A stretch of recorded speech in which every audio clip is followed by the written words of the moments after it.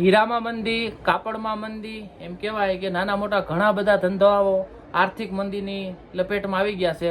પરંતુ સુરતની અંદર અત્યારે ધોધમાર ચાલી રહ્યા છે. ત્યારે તહેવારો, ખાસ કરીને જ્યારે ગણપતિ દાદાનો તહેવાર સામે આવી રહ્યો છે, ગણતરીના દિવસો બાકી રહ્યા છે, ત્યારે આ વખતે સુરતની અંદર ગણપતિ આગમનને લઈને જે તૈયારીઓ, જે ઉત્સાહ અથવા જે સેલિબ્રેશન જોવા મળ્યું છે ને, એ કંઈક અલગ જ છે. સુરત જેવી રીતે ભારતનું ફર્સ્ટ નંબરનું ક્લીન સિટી છે, સ્વચ્છતામાં જે રીતે સુરતનો પ્રથમ નંબર છે, એવી જ રીતે હાલના સમયની અંદર સુરતની અંદર ગણપતિના આગમનને લઈ અને જોરદાર તૈયારીઓ અને ઉત્સવો કરવામાં આવ્યા. છેલ્લા 4-5 દિવસથી આ ઉત્સવો શરૂ છે. ખાસ કરીને નોંધ લેવાયા સુરતની અંદર જે આગમન થયા, કતારગામમાં નાની વેડમાં ગણપતિ આવ્યા, કે પછી અડાજણની અંદર ટાઈગર ગ્રુપ વાળાના, એ સિવાયના નામી નામી કેટલાય ગણપતિઓ એવા આવ્યા કે જેની અંદર જોરદાર સેલિબ્રેશન હતું. અમારે ત્યાં નાની વેડમાં ગણપતિ આવ્યા ત્યાં એની અંદર કેરલા બેન્ડને બોલાવવામાં આવ્યું હતું. એવી રીતે બીજા ગણપતિ જોયા હતા આપણે, અંદર 200 નાસિક ઢોલવાળાઓ હતા. ટાઈગર ગ્રુપના ગણપતિના સેલિબ્રેશનની વાત કરીએ તો એની અંદર અલગ અલગ થીમ ઉપર ગણપતિ બનાવવામાં આવ્યા હતા.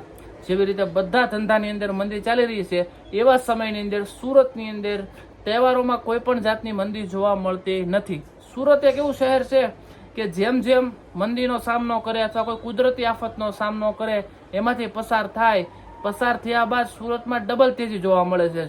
જૂના સમયની વાત કરીએ તો સુરતની અંદર પ્લેગ હોય કે પછી પાણીની રેલ હોય કે વચ્ચે આવેલી વૈશ્વિક મહામારી હોય, આ બધા સમયમાં એવું લાગતું હતું કે સુરત લગભગ ખતમ થઈ જશે, સુરતમાં કોઈ પબ્લિક વધારે રહેશે નહીં એમ. પરંતુ આ સમય પસાર કર્યા પછી સુરત બમણી ગતિથી આગળ વધ્યું છે. 2008ની આર્થિક મંદીમાં પણ એવું જણાઈ રહ્યું હતું કે સુરતની અંદરથી માણસો ઘણું પલાયન કરી જશે અને સુરતમાં ફરીવાર આવશે નહીં.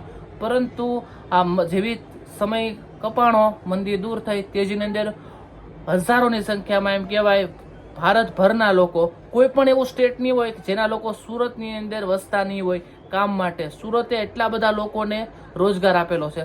સુરત સિટી મને ખૂબ જ પ્રિય છે. આમ તો હું સૌ કાઠિયાવાડી, પણ સુરત સિટી મને ખૂબ જ પ્રિય છે. એનું મુખ્ય કારણ છે રોજગાર.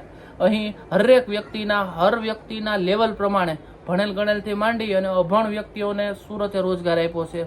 હીરાનો ધંધો હોય, કાપડ માર્કેટ હોય કે પછી બાંધકામ જગતની કોઈ પણ ધંધો હોય, સુરતે બધા માટે એક સુવર્ણ તક આપી છે. પોતાની બુદ્ધિ અને પોતાની આવડત દ્વારા લોકોએ સુરતની અંદર ધોમ પૈસો બનાવ્યો છે અને સુરતને લોકોએ એટલું આપ્યું છે. અને સેલિબ્રેશનની, તહેવારોની વાત કરીએ ને તો સુરતની એક વાત જ અલગ છે. સુરતનું જમણ અને કાશીનું મરણ. સુરતની અંદર ખાણીપીણીની વસ્તુના એટલા બધા તમને કોઈ ઓપ્શન છે ને કે એની કોઈ સીમા નહીં. સુરત સિટી ખૂબ જ ભવિષ્યનું એક એમ કહેવાય કે આર્થિક દ્રષ્ટિએ જેવી રીતે પહેલા મુંબઈ કહેવાતું એ ટાઈપ રીતે સુરત ઝડપથી આગળ વધી રહ્યું છે મુખ્ય ધંધાની અંદર. અને સુરતની અંદર હરેક વસ્તુને ગમે એવો સારો મોડો સમય હોય, મજબૂતાઈથી સેલિબ્રેશન કરવામાં આવે છે, જેથી કરીને આ સમય જલ્દીથી પસાર થઈ જાય. તો બધાને ગણેશ ઉત્સવની હાર્દિક શુભકામનાઓ. જય ગણપતિ બાપા, સીતારામ, જય શ્રી કૃષ્ણ, જય માતાજી. સર્વે દર્શક મિત્રોને મારા સીતારામ.